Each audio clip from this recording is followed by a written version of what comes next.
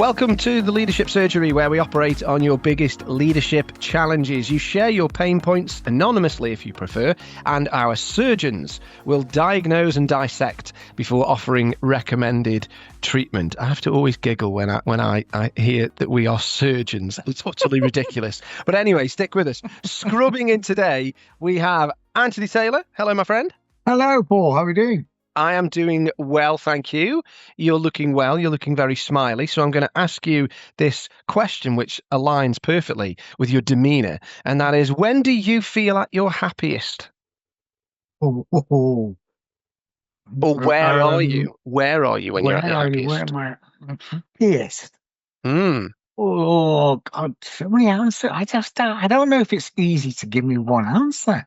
Just pick one. I mean, it doesn't have to be the answer, right? It doesn't have to be because ultimately you might say something which doesn't involve your wife and children, and they can get very upset about it. So anytime I'm spending time with the family, out having a lovely time, a nice barbecue in the summer when we've got friends and family over, yeah, that makes me, and the sun shining or a cold beer in my hand, that makes me nice. a very happy boy.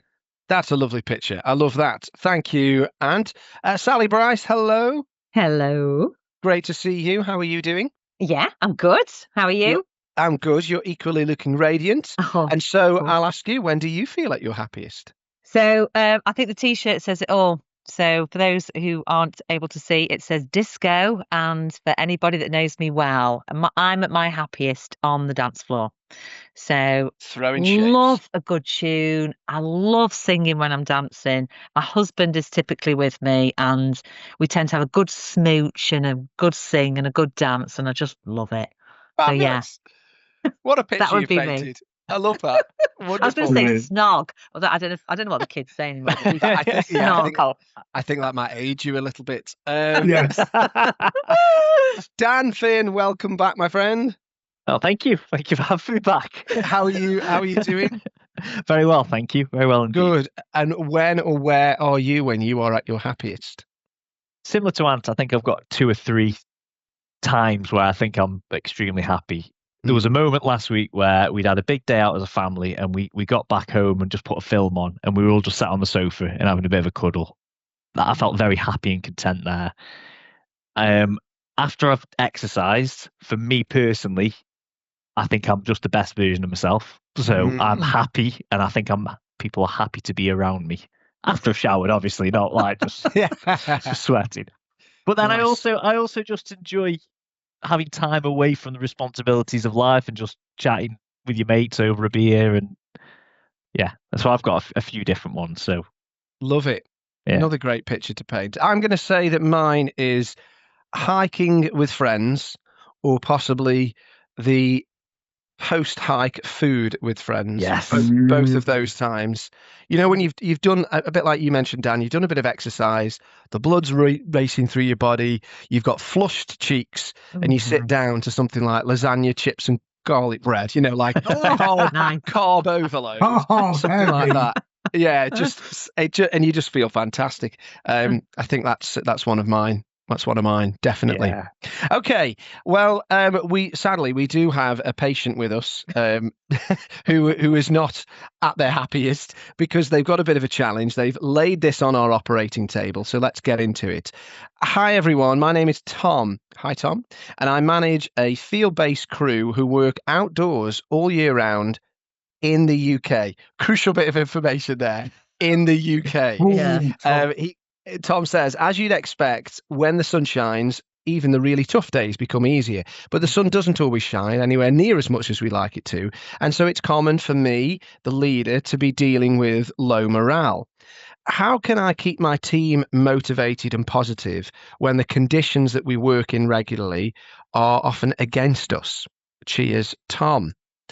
Thank you, Tom, for sharing this. And you know, as fellow Brits, I'm sure we can all appreciate the challenge that you must have, albeit not one that we face on a daily basis. What are we picking out here then? The points that are jumping to your attention. I mean, really, there's one point, isn't there? There's one major point, and that is the conditions that I work in are hard and I don't have control over them. I suppose you could kind of summarize it in that way. Yeah. I think for me, first of all, Tom's fair play, Tom. You're recognizing that it's tough. Because I think a lot of leaders out there are just like, well, this is the job. You signed up for it. You've got to take the rough with the smooth, rain or shine. I think so. Fair play to Tom for recognizing that it is tough. And actually, a lot of the time, it is out of our control, like the weather and the elements and stuff. But it's great to see that he's wanted to do something. What else can he do?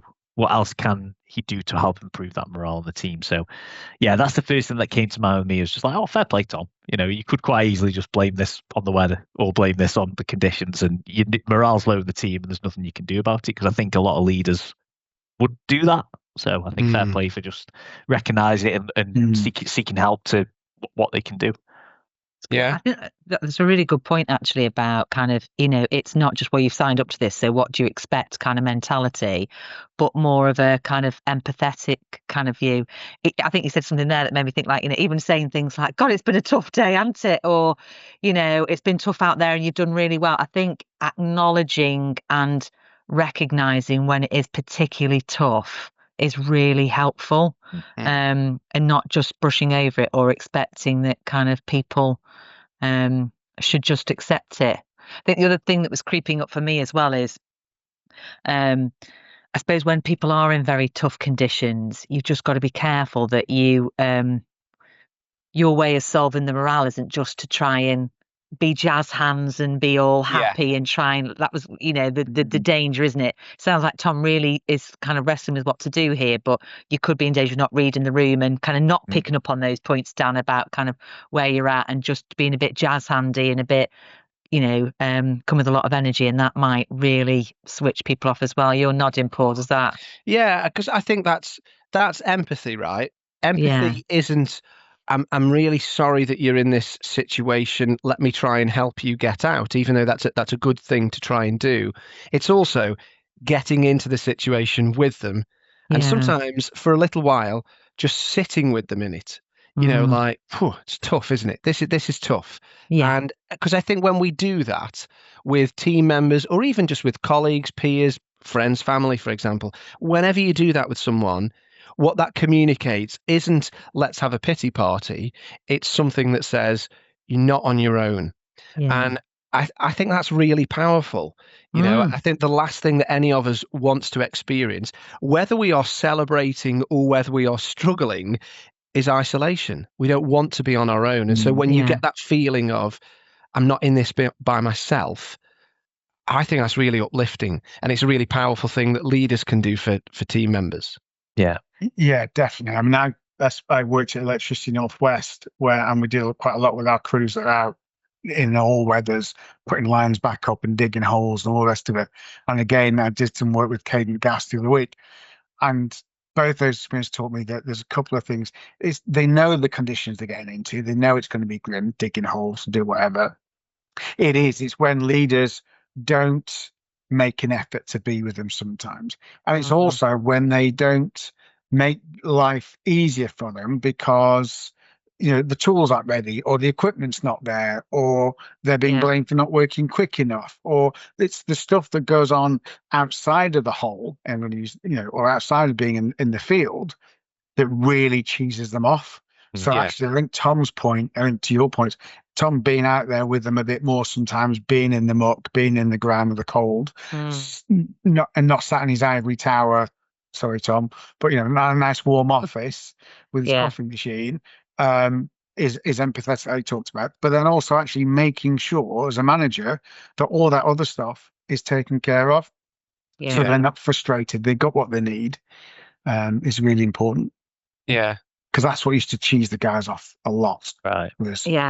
Supplies not ready, other things that made their job more frustrating because they couldn't do it quickly, or it was delayed, or whatever.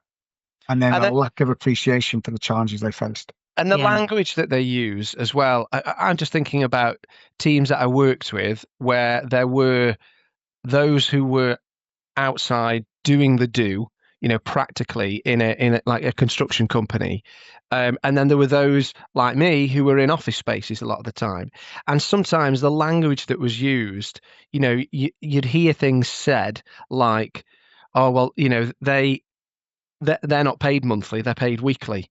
Straight away, there's a separation of Yeah. people, or even, those are the people that are on the tools, as it were. And straight away, separating, judging, just creating Yeah. that divide of them and us. And I think you're right. And what Tom's doing already, which is good, is acknowledging it, is seeing some of that. Sorry, Sal, you were going to come in.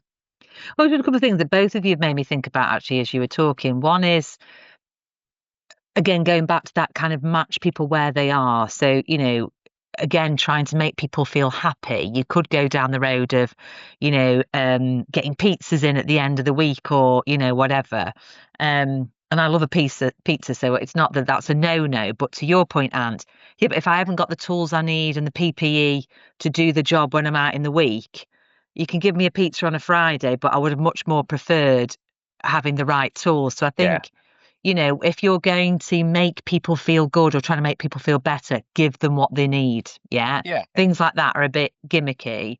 And then the other thing, I think, when you are out and about, again, you made me think about Ant, digging holes. And I'd rather, what was going through my head was something around, give people meaning. So, if I was Tom, I'd be speaking to people about, look, we're keeping communities going.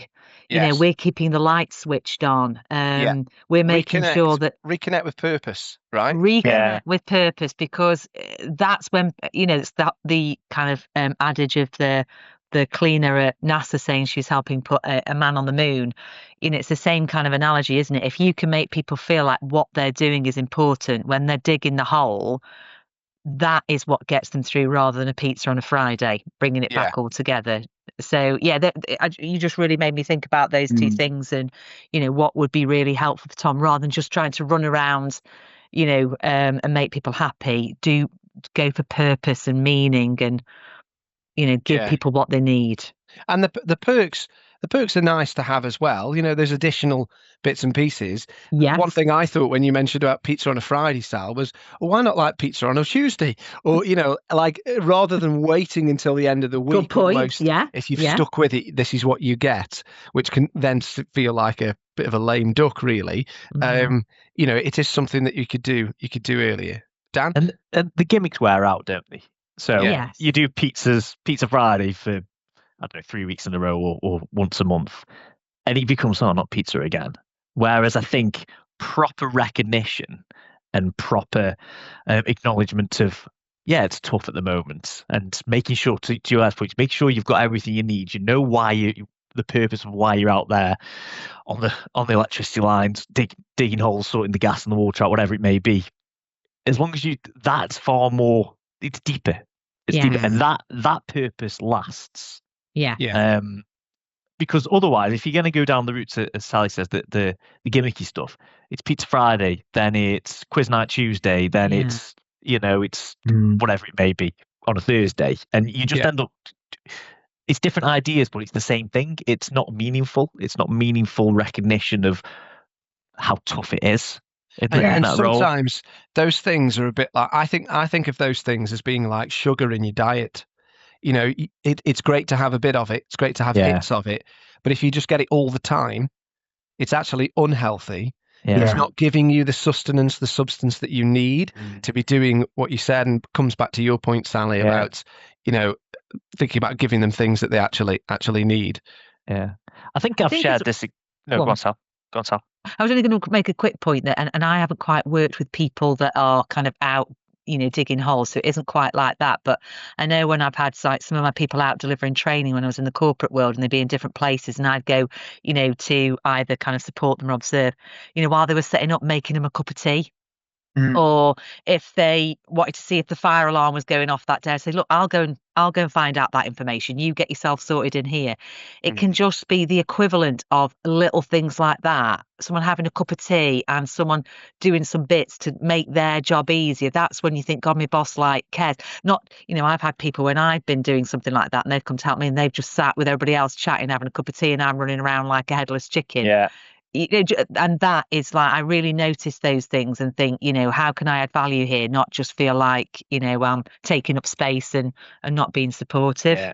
Mm. One of the things I remember about one of the leads I've had in the past, and we were early on in my career, contact center work, and it wasn't stressful, but it was boring. It was very repetitive.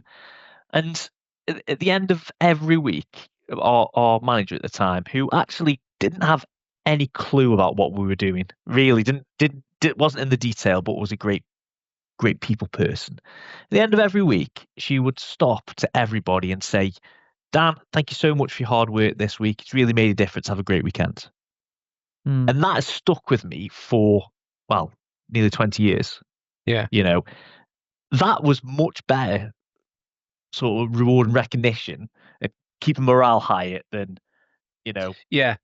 free breakfast. You know what I mean? Yeah, absolutely. I've been doing some work in this organisation, and they did a culture survey. 78% of their people said they wanted more or much more regular recognition. Yeah. Mm.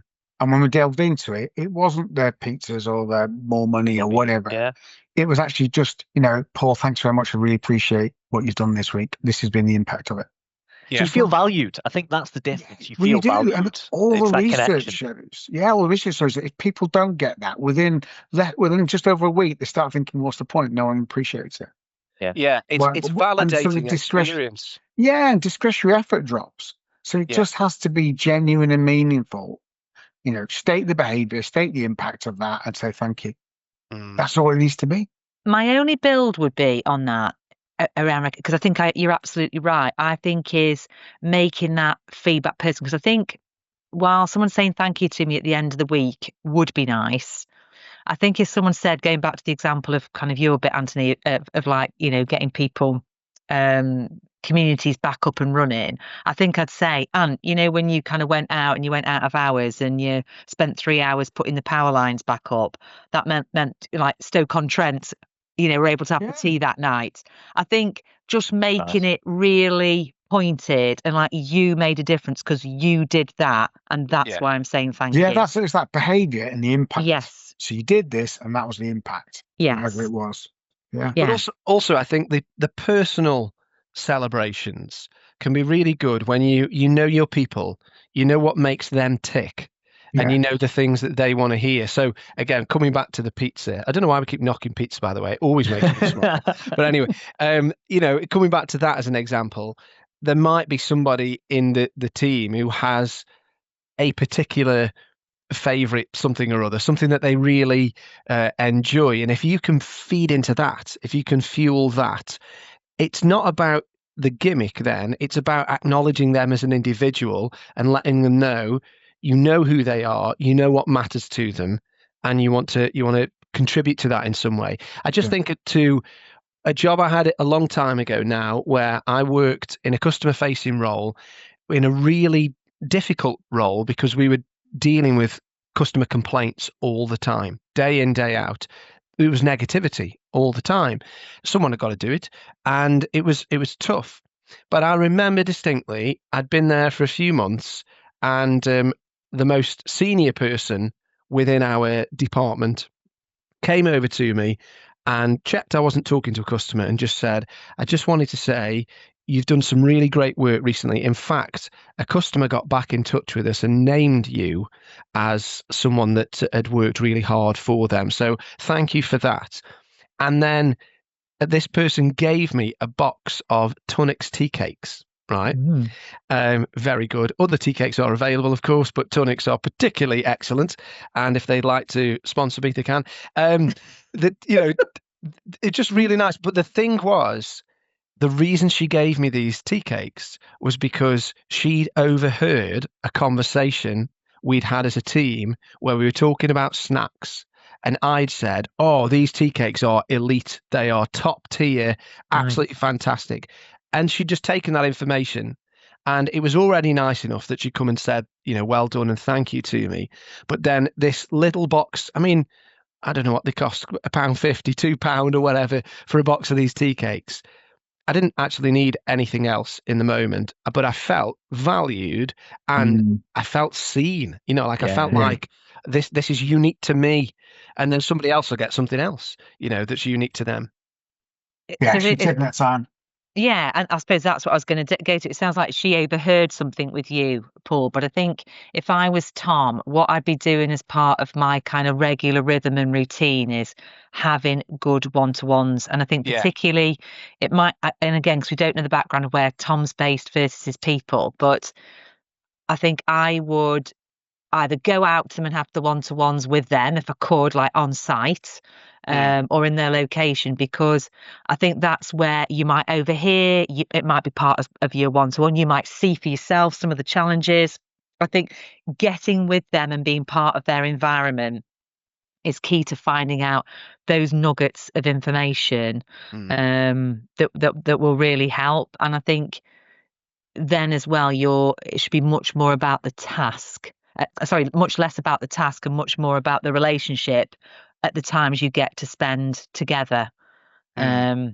Yeah, because I think finding out those little nuggets of information, whatever it might be about, is really, really important. Yeah. Really important. Yeah, I agree.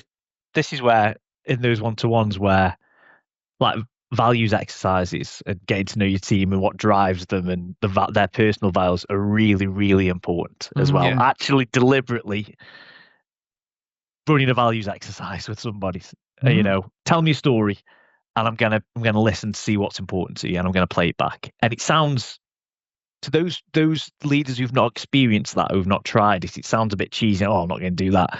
But the impact it has by just doing those little exercises with your team are massive, because it influences everything we've just been talking about around. I know my team, I know what drives that person, I know what's important to them, and so I can connect better with them, and I can recognize them better because I know what's important to them.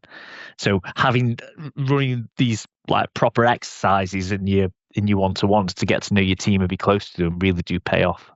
And I think, without shamelessly plugging my Limitless cards again, but I think what I found, because I work in a lot of manufacturing environments and with a lot of men, and sometimes it can be hard to get people to open up. And I'm not saying all cases, but certainly the feedback that I've had is making it a bit more fun and a bit more interactive has allowed people, and also maybe to your point, maybe put on the spot, people can't think of values or not sure what to say, and a card or different prompts can just help that we've got to find creative ways to get people talking, because particularly for you guys, it is really tough. I know that's a bit of a generalization, but I think it's the biggest population committing suicide, men. And another stat, most men over 40 haven't got a best friend. So I think there's lots of data to support, you could do with some encouragement, opening up and talking. And another interesting fact I found out the other day is the biggest predictor of our health at 80 is the state of our relationships at 50.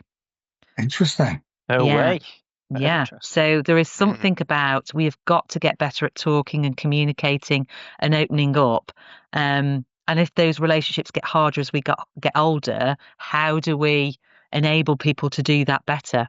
Yeah, it's a great question. And therefore, Tom's situation here, again, applause for Tom, because Tom, you're getting involved. You're there with them, and I think that's such an important thing to acknowledge, as you mentioned right at the start, Dan. He's there with them. It's bringing to mind for me. Just this week, I watched Darkest Hour. The Winston Churchill movie with Gary Oldman. Oh, right, yeah. Which is a few years old now, but it's very, very good. And there's a brilliant scene, albeit totally fictional, where Churchill gets on the London Underground and he mingles with day-to-day people, and he makes a joke of, what, have you never seen a prime minister on the Underground? And then he starts to converse with people, and he learns things about how they feel about the war, and then he takes that into Parliament ultimately, and is a great success. But the thing, really, the message there is how he's among the people, and that's where he gets his insight. That's where he gets his knowledge. And I think from Tom's perspective, being among your team, even if you don't feel like and I don't think anybody does, like you've got all the answers for them, or that you can motivate them out of every pit of depression that they find themselves in. Being with them, just being with them in that time is going to be really, really valuable. Probably even more so than anything you can actually say to them. Yeah. I think the other thing I don't think we've said is just ask them. Yeah. What do they want? When it's tough, what do you want? How do we keep the motivation going? And then listen to what they tell you. Yes. Just from a preventative care perspective, I didn't say anything about recommended treatment, but we went into it and we did it anyway. From a preventative care point with this, I mean, is there anything else that springs to mind, or do you think it is the same as what we've just talked about? Recognizing there's no hiding from it. This is reality, being honest, validating experiences, developing that culture that celebrates small wins, reconnecting with purpose, all those stuff that we've mentioned. Yeah. Is there anything else that you would recommend to Tom or to others to do in advance of potentially finding yourself in a situation like this? I'd probably just a bit like, I think maybe Dan talked about it, talking about making a note of people and what things are. I'd ask early. So, if you're someone new coming to this and you're new managing a team in this kind of scenario, I'd ask those questions early on. My own experience, like I said, working with some of the guys who are doing those kind of jobs, is they're quite, down to earth. They call a spade. They know what they're doing. They just want to get in, do the job well, get all into it, and go home again. And that's fine. They're not after promotions a lot of the time. They're just down to earth guys and girls. I say girls because there's an increasing number of them, which is great. But actually, you're just down to earth. Just get a job done. Give them this stuff to do, and just show some appreciation for it. Yeah. I think the only thing, I think all the things that we've said, I think without kind of repeating everything, I think the only other additional thing that I've heard people said when they're kind of out and about, that can mean a lot to people, is if they get featured in, like the weekly bulletin or an update or a picture of the field team, like at work, because sometimes it's the stuff there's a bit of, head office always gets a shout out, or the finance team, or the the HR team, but we're out here on the no one kind of cares about us. So I think some way of showing them visually, or kind of giving them a big shout out, I think that can mean a lot to people. Like Tom can do it, but if the people above Tom and the people at head office can recognize what Tom's doing as well, then I think those things go a long way as well, that people like that kind of recognition. So that's the only additional thing that I'd add in that maybe we haven't talked about. Yeah, definitely. Okay, great. Wonderful. I think there's lots to consider there. Tom, I hope that's been useful to you and useful to anyone else who's in a similar situation as well. It's funny, isn't it, just how much we come back to that point you mentioned, Sally, about connection, of talking more, getting to know people. It's so central to leadership. It's not all about spreadsheets and strategy and business buzzwords. Actually, it's about people fundamentally. And we've got to keep coming back to that again and again. Yeah, absolutely. Thank you all for your contributions. For those of you listening, please do like and subscribe to this podcast. Tell your friends about it as well. Invite others to join in. You can comment on the various platforms to let us know about what you thought we've said, and if there's anything else you think you'd add into the mix, you can comment there as well. You could even tell us where you are or what you are like when you are at your happiest, if you wish to. And if you've got a pain point you'd like to share with us, please do that as well. Email theleadershipsurgery@gmail.com. We'd love to receive them, and we look forward to dissecting and diagnosing with anything you throw our way. Thank you, everybody. Great to be with you once again, and we'll speak again very soon.